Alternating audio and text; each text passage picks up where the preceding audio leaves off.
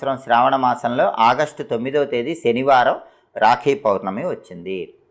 రాఖీ పౌర్ణమి రోజు రాఖీ ఏ సమయంలో కట్టుకోవాలి? గర్గ్యుడు అనే పేరు కలిగిన మహర్షి శాంతి కమలాకరం అనే పేరు కలిగిన గ్రంథంలో ఒక విషయం చెప్పాడు. ఆ విషయం ఏంటంటే, ఎప్పుడైనా అపరాహ్న సమయం అంటే మధ్యాహ్నం 12 గంటల తర్వాత రాఖీ కట్టుకుంటే మంచిది. మధ్యాహ్నం 12 గంటల నుంచి మధ్యాహ్నం 3 గంటల మధ్య ప్రాంతంలో రాఖీ కట్టుకుంటే మంచిది. అలాగే జ్యోతిష శాస్త్రపరంగా భద్ర యోగం అనే ఒక యోగం ఉంటుంది. ఆ యోగం ఉన్న సమయంలో మాత్రం రాఖీ ఎట్టి పరిస్థితుల్లో కట్టుకోకూడదు. రాఖీ కట్టుకునేటప్పుడు ఏం చేయాలి?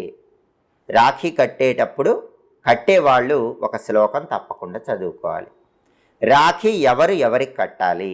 రాఖీ ఎవరు ఎవరికైనా కట్టచ్చు. అంతేగాని అన్నా చెల్లెళ్ళే రాఖీ కట్టుకోవాలని శాస్త్రాల్లో ఎక్కడా లేదు. ఒక సంవత్సరం పాటు మనం ఎవరికైతే